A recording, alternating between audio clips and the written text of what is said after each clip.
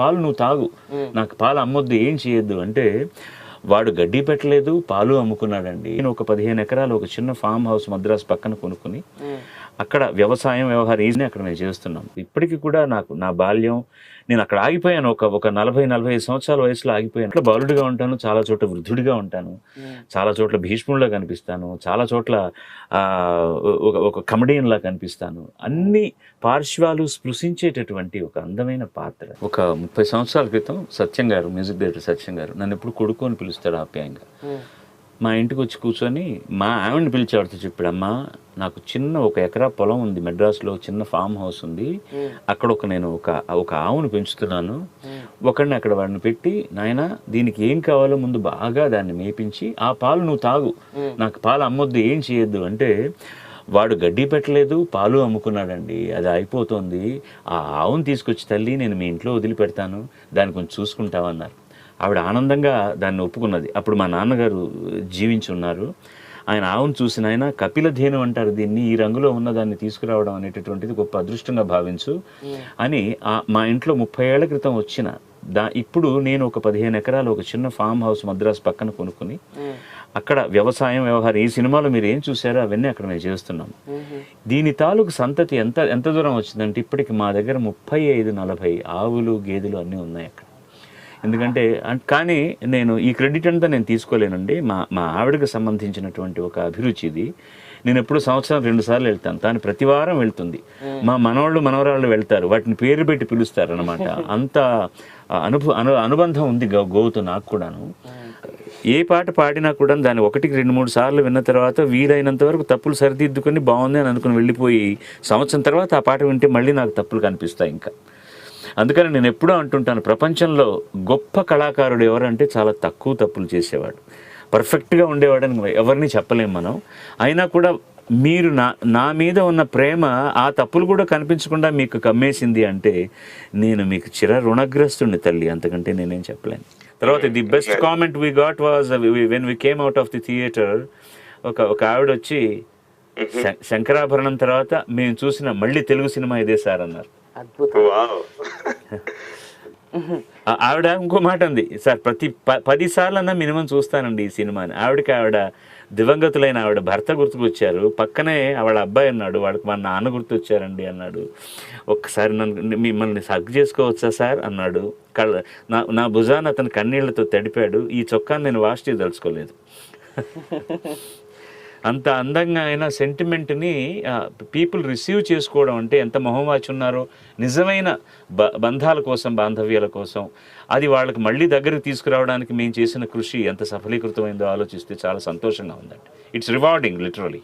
ఇప్పటికీ కూడా నా బాల్యం నేను అక్కడ ఆగిపోయాను. ఒక 40-45 సంవత్సరాల వయసులో ఆగిపోయాను అనిపిస్తుంది. అది ఆ పాత్రకు తగినట్టుగా ఆ మెంటాలిటీ కూడా ఉపయోగపడిందేమో.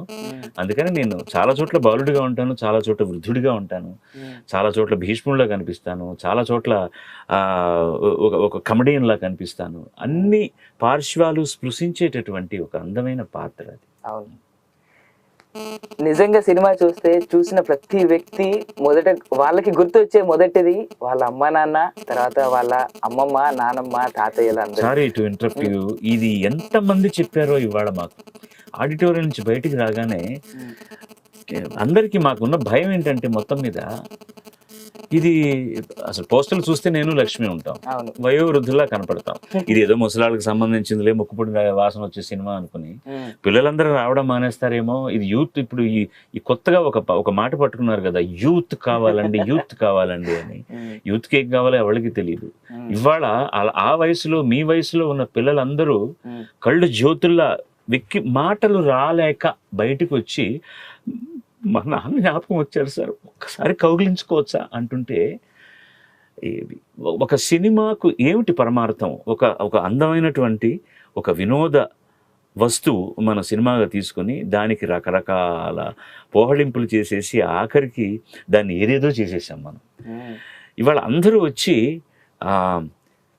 కొన్ని పడికట్టు మాటలు తీసి పక్కన పెట్టి ఇలాంటి సినిమాలు మళ్ళీ పునరావృతం కావడానికి ఒక అంకురార్పణ జరిగింది సార్ అంటుంటే, ఇంతకంటే వేరే ఏం కావాల్సిన అవసరం లేదండి. ఒక మంచి సినిమాని అంత అందంగా రిసీవ్ చేసుకుని మాట్లాడుతున్నప్పుడు పెద్ద సర్టిఫికేట్. నేను సినిమాకు సంబంధించినంత వరకు పాటలు పాడుతూ వచ్చాను, తర్వాత డబ్బింగ్లు చెప్పాను, నటించాను, సినిమాలు ప్రొడ్యూస్ చేశాను, ఇంకా ఏవేవో రకరకాల పనులు జరిగాయి. నాది కూడా ఒక చిన్న పుస్తకంలాగా ఒక నా నా ఆత్మకథను రాస్తే ఒక మధ్యలో మన పేపర్ గుర్తుంచుకోవడానికి ఒక ఇది పెట్టుకుంటాను చూడండి, నెమలీక లాంటిది. నేను కార్గులో అవన్నీ అన్నాను, ఒక నెమలీకో ఓ పాతకాలం రాగి ఆకో పెడతాను చూడండి. అలాంటి అందమైనటువంటి ఒక అద్భుతమైనటువంటిది ఈ సినిమా. నా దృష్టిలో బాలసుబ్రహ్మణ్యం మిథునానికి ముందు మిథునం తర్వాత అనుకునేంత ఒక అద్భుతమైనటువంటి సంచిక నా జీవితంలో. అది ఆ సంతోషం చెప్పడానికి వీల్లేనిది. నేను భరణి అయితే అసలు ఒకళ్ళొకళ్ళు కళ్ళలో కళ్ళు పెట్టి చూస్తూ చేతులు పట్టేసుకుని కావలించేసుకుని, అది ఏదో వరల్డ్ కప్ గెలవడానికి కొట్టబోయే లాస్ట్ బాల్లో 8 రన్లు కొట్టాలి, కుదరదు అని తెలిసినప్పుడు స్టేడియం బయటకు వెళ్ళిపోయింది అనుకోండి, బాల్ కొట్టిన ఇది ఇంత దూరం వెళ్ళింది కాబట్టి 8 రన్లు ఇచ్చేస్తున్నాం, మీరు గెలిచారు అన్నట్టుంటుంది. చాలా ఆనందం. ఈ రోజుల్లో సినిమాని దానికి బట్ట కట్టి బజార్లో సినిమా హాల్లో నిలబెట్టడం అనేది ఎంత కష్టమైందంటే, చిన్న సినిమాకు సినిమా హాళ్ళు దొరకడం కష్టం అయిపోయింది.